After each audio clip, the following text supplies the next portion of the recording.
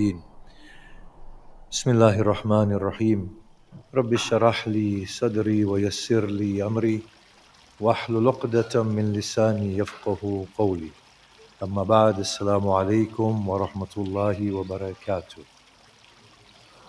أسعد الله أيامنا وأيامكم. Pilgrimage was the final major ritual of Islam that the Blessed Prophet gave. Although he had done pilgrimages prior to his final one, but in the final one, he gave the Islamic ordinances. Now, throughout pilgrimage, he was explaining to them how to turn to God at every different stop within the pilgrimage. And then when it came to the day of Eid, he institutionalized the sacrifice to celebrate the name of Allah. Why? Because previously the pagans used to celebrate the names of their own deities through sacrifice. So that was changed. And then he instructed them to do the takbirat.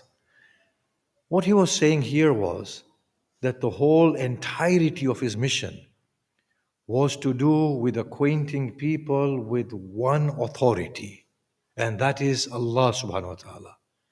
He is beyond any imagination. He is greater than all the deities and gods that the pagans had. But more than that, he was saying his will should prevail over and above your own will. Allahu Akbar Kabira. Allah is grand, greater. Now here it was to do with shaping their minds. La ilaha illallah. There is no God but Allah. Walillahi alhamd. All praise belong to Allah. Praise belong to Allah for guiding us. Guiding us to what? Not guiding us to anything, but to Himself, to Tawheed. Now what he did was he institutionalized inner connection with God through outer bodily forms. And of course, that's how we are. We are body and soul, or body and spirit, or body and mind. The body is regulated, the mind is directed towards God. He, in every aspect of this major obligation, brought in Allah subhanahu wa ta'ala at the forefront of their minds. And if you read Surah Baqarah, where it talks about the pilgrimage and how people remember Allah, the Prophet wanted to efface everything from the community's minds aside from Allah, full reliance upon Allah, full proclamation of the name of Allah subhanahu wa ta'ala and none else. The Prophet didn't even institutionalize his own name within devotions. Merely said, send salawat on me and my progeny. And the Sahabi asked, he said, should I send salawat on you and ask for my needs? The Prophet said, don't ask for your needs, send salawat on me for the entirety of the time that you're sending salawat, and God will give you your needs. So the salawat that was sent upon the Prophet was, oh Allah, bless Muhammad and the family of Muhammad. That too was to do with Allah subhanahu wa ta'ala's invoking Allah's blessing upon the Prophet. Islam wished to cut out every single trace of everyone else from devotion so that the human minds can be focused to Allah subhanahu wa ta'ala. This is a very, very important point. I'm going to make one more point before I go to the major part of this discussion. That is that the Prophet was teaching them, your life is but a moment. And Allah has catered for that moment. Don't be so overly preoccupied within your souls. If He gives you sustenance, it will come to you. If He withholds it, nobody can bring it to you. If He gives your life, if He gives you lives, you will breathe. If He withholds life, the breaths will be restrained. You can't do anything about it.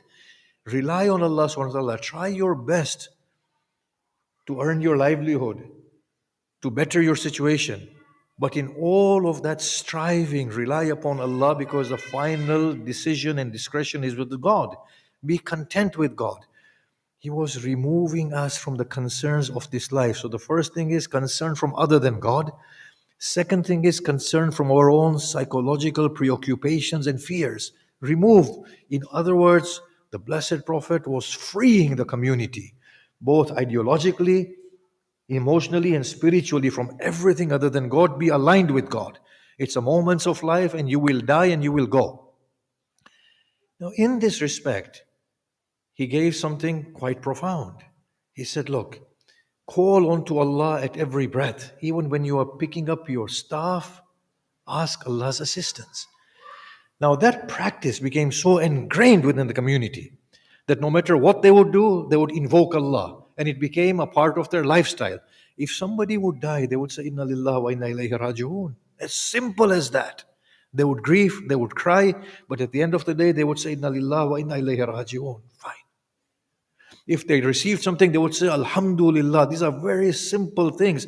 But imagine how they shifted the full paradigm and liberated the people.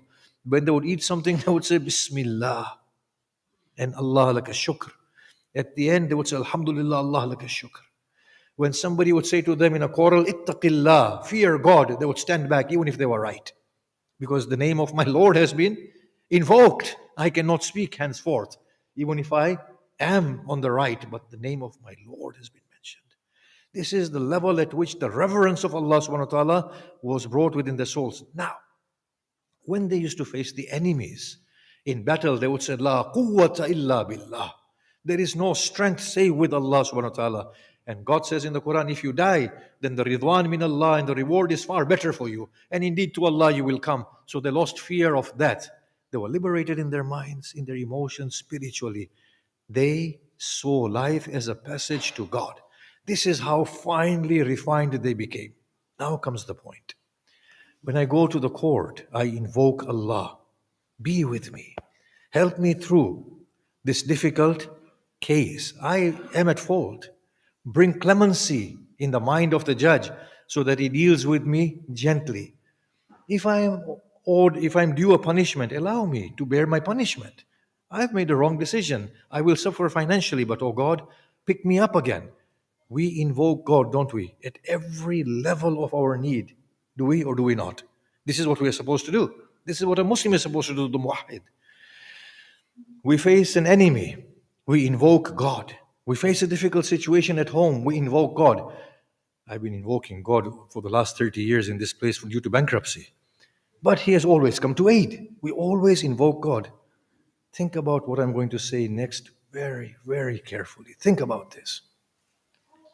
God is our aid at every breath, at every step, throughout the journey of this life.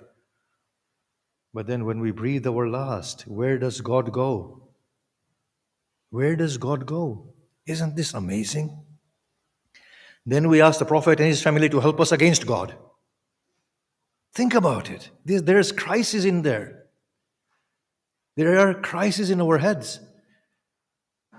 Throughout the life of this world, we have enemies and God is our friend. But on the day of Qiyamah, God is the advocate against us and Muhammad and Ali Muhammad are our friends. The day in which you need Him the most, we invoke somebody else. The day of greatest need, that is the day in which Allah is not there in our hearts. We invoke the Prophet and his family to help us through against God or, of course, the difficulties that we'll encounter with God. Does that make sense to anybody? Surely the soul should say, Oh Lord, I do not mind the tribulations of this world. Be with me on the day of my severe need when there will be no friend for a friend, no son for a father, no father for child, no brother for brother. I need you on that day, the day of my greatest embarrassment. Even if you don't save me on this day, it's but an hour, the whole life of mine, of 100 years. But there, where I face embarrassment, chastisement, regret, how will I be able to cross the ordeal of that day without you by my side? But there is no God. This is not what the Prophet and his family taught. Imam Ali says, Oh Allah, since I have begun to know you, I've fallen in love with you. And in your love, if you will burn me, then I shall burn. And I will say to the inhabitants of hell, burn me. For the one who burns me herein is the one to whom I am devoted. See, our thinking about God is very wrong. God is the intimate one. God was not introduced in rukus and sujood. He was not only introduced at the psychological level that God can overpower any situation, God was introduced at a very personal and intimate level by the Prophet. The Prophet said, I have my lonely hours with God in which no proximate angel shares with us. Put aside all formality. Even Gabriel is not allowed to share that moment of the Prophet Muhammad with his God. That is the God relationship we need deep within us to say, oh Allah, if you are not with me on the day of Qiyamah, then what hope do I have? And oh Lord, how can it be that you will be there and I'll be afraid of you? Oh Lord, give me a heart, even though I don't have the strength to do this, but we should say this, oh Allah, give me a heart. I will jump into the fire of hell if that's what you want. Why should I beg around to say to people, talk to God? I'm talking with you directly. Of course, I want the intercession of your blessed Prophet and of the family of the blessed Prophet, not because they are kinder than you are, but the way the community has made it out is God is very vengeful, wrathful, and the Prophet is kinder. So Prophet will put in a nice word for us. This is the mindset. Just analyze it. Something has gone terribly wrong. God should be the closest. I will invoke the assistance of the blessed Prophet. Why? Because the blessed Prophet is filled with your light.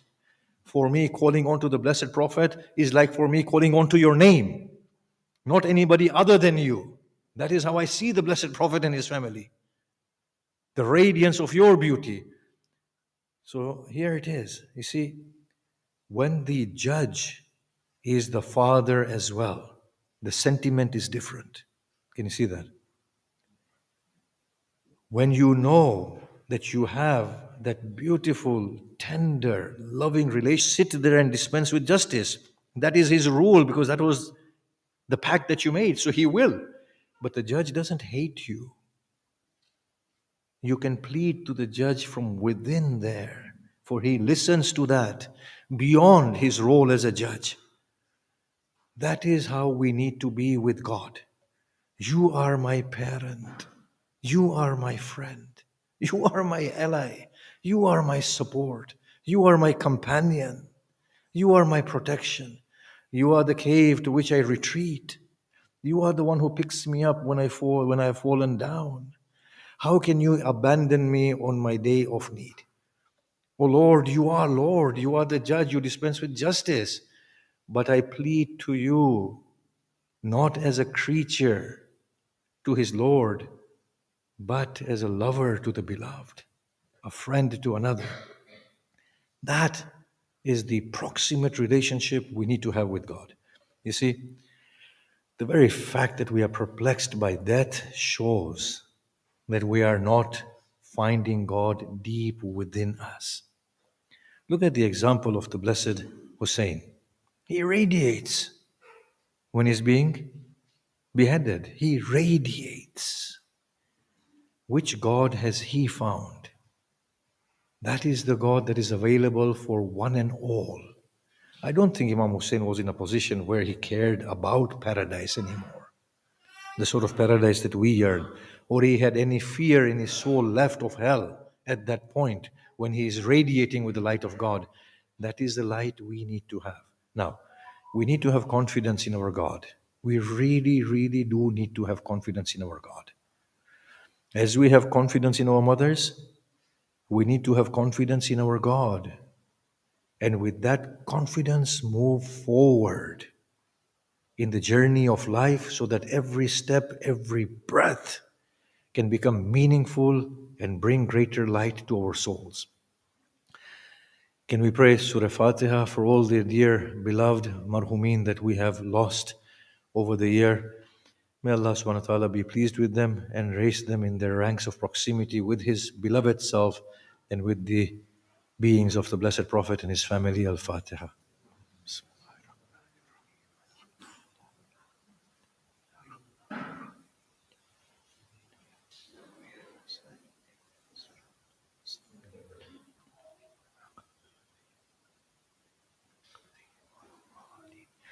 بسم الله الرحمن الرحيم والعصر إن الإنسان لفي خسر إلا الذين آمنوا وعملوا الصالحات وتواصوا بالحق وتواصوا بالصبر.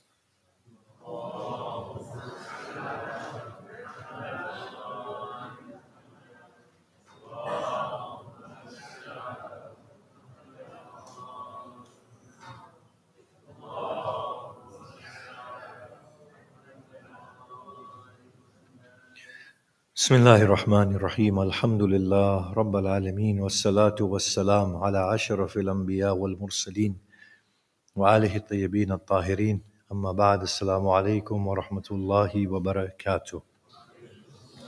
Just very briefly, you see, the way the Prophet understood reform was not through punishments and threats. He understood reform through change from within, a substantive change. By punishing the wrongdoers, what we are doing is we are dealing with the symptoms. We are not working at really what needs to be changed.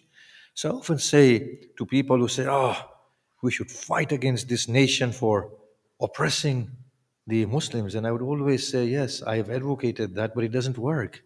It just doesn't work. What needs to happen is there needs to be a substantive change from within the people. Because as soon as you destroy one nation, because the sickness is still there, they will produce another nation of oppressors. You see, as soon as we imprison one group of people, we will produce another group of people who will do the same. What the Prophet did was he actually addressed the real problem from within. He said to the people, these crimes of yours and waywardness are symptoms of inner lack and deficiency and alienation from your truth and from your God. If you can find your own beautiful truth from within, these symptoms will go. When you know your own state of nobility, how beautiful you are, how pleasurable it is to find your own self and be in a dignified state and feel the proximity of Allah, you will not be told, there would be no need to tell you, don't be greedy, don't cheat, don't steal, don't lie, don't kill. There will be no need to tell you, share with others, give them out of your wealth. You will do that spontaneously. There will be no need to tell you, remember your God, because your God is somebody without whom you can't live anyway. This is where we are failing. We need to revert to the prophetic example of reminding people of their higher purpose. The higher purpose is not paradise. The higher purpose is you yourself. If you do not achieve yourself, what have you achieved? And if you achieve yourself, what have you lost? This body is quickly running towards the earth. And we can see that. What is inside there needs to grow as the body begins its descent back to the earth. So now, there is no question of telling a noble person, do not lie, because a noble person will not lie. There is no question of asking a noble person to forgive. The noble person's nobility and dignity does not allow them otherwise. A noble person will not speak ill of anybody. A noble person will not waste their breaths talking ill of people, will not be sleepless at night in the worry of their business capital. They will say, oh Allah, when I have you to look after me, do I need to worry about my morning?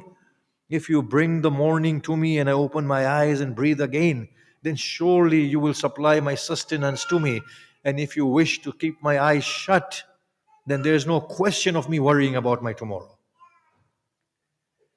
Prophet reminded people of their nobility from within. Now look at the way the Prophet instructed. He said, a believer may do anything, but a believer will not lie. A believer can do anything, but a believer cannot break his promise. Look at these things, because the nobility in there would not allow them. This is below my dignity. It's no longer a question that God is watching me and therefore I should not sin. The question is, oh Allah, even if you decide to turn your sight away and not see me, I will not be able to do this because I'm your creature. That is the pedestal at which we can arrive if we talk about inner change. What the world is lacking right now are good spiritual leaders. You see, every religion has got their own spiritual leaders who are carving out their own followers and their own authority. God has disappeared. God has become confined to name, to postures, to Hajj, to masjid, to church, to synagogue, to mandir. There is no God left. Religious leaders have failed human community. I know once in a while we get a good one, but by and large, with an 8 billion people community, the religious leaders are not there, even at the top rank or the bottom. They are just not there. The religions, if you look at the Quran, Judaism, Christianity, Islam, at least the Abrahamic faiths, the spiritual leaders were supposed to be leaders who brought people to God by bringing the best out through them, not people who are hell bent in increasing numbers and keeping the group identity going. That's not what the Quran is talking about. No, it's talking about Amr bil Ma'ruf, Nahy anil Munkar, the want of good for one and all. In the love of Allah to give wealth. The Quran does not say give wealth to the Muslims in the love of Allah. Allah give wealth to the poor and the needy in the love of Allah. Where does this Muslim giving to Muslim come from? This is what the spiritual leaders are doing, unfortunately. Now, when the spiritual leaders are so bankrupted spiritually, they are. How much life do I have to live now anyway? I can say whatever I want. They are bankrupted spiritually. Then what can you expect of community leaders and heads of states? Total state of bankruptcy. I mean, we commend them for the 4 years and 3 years and 2 years that they stand as presidents. We commend them for wasting their time and for giving us service. We commend them because it's a waste of time for them because they're doing us service. We commend them for the sincere intentions. But when at the root and at the very top there is no God left, what do you expect at the bottom end of the pyramid? There isn't God. This is our crisis. So you find the Israeli-Palestinian problem, despite the fact that both of them belong to Abraham. We have the Shia-Sunni problem. Yet we both belong to Rasulullah. Look at where we have gone wrong. How beautifully the Quran said, call the people of the book to unite with you in the devotion to one God. The Muslims, in the name of one God, one Quran, one Prophet, can't unite and pray together. These are crises. In any case, I wanted to say this. I don't know how much of a difference it will make, but it is good to share ideas nonetheless, with the hope that even if a small group of people like us, if we can shed our Shia, Sunni, Muslim identity and come into the identity of God centricity and evolve, then maybe that's a start at least. No one on the face of this earth within our humanity is to be condemned. They are all lights of God and they are good creatures. The only thing is, like this person standing before you, we are just a little bit lost. Perseverance and good admonition will bring us through, inshallah. Bismillahir Rahmanir Rahim. Alhamdulillah Rabbil Alameen wassalatu wassalamu ala ashrafil anbiya wal mursalin wa alihi at-tayyibin at-tahirin. Allahumma salli wa sallim ala Muhammadin al-Mustafa wa ala aliyin al-Murtada wa ala Fatimata al-Zahra wa ala al-Hasan al-Mujtaba wal Husayn al-Shahid bi Karbala wa ala Ali ibn al-Husayn wa Muhammad ibn Ali wa Ja'far ibn Muhammad wa Musa ibn Ja'far وعلي بن موسى ومحمد بن علي وعلي بن محمد والحسن بن علي وحجة الله بن الحسن القائم المهدي المنتظر اللهم عجل فرجه وسهل مخرجه واجعلنا من أنصاره وأعوانه والمستشهدين بين يديه. I'm just going to offer a small salutation to Hazrat Abu Abdullah and then we finish. السلام عليك يا أبا عبد الله وعلى الأرواح التي حلت بفنائك عليك مني سلام الله أبدا ما بقيت وبقي الليل والنهار ولا جعله الله آخر العهد مني لزيارتك. السلام على الحسين وعلى علي بن الحسين وعلى أولاد الحسين وعلى أصحاب الحسين جميعا ورحمة الله وبركاته. Eid Mubarak.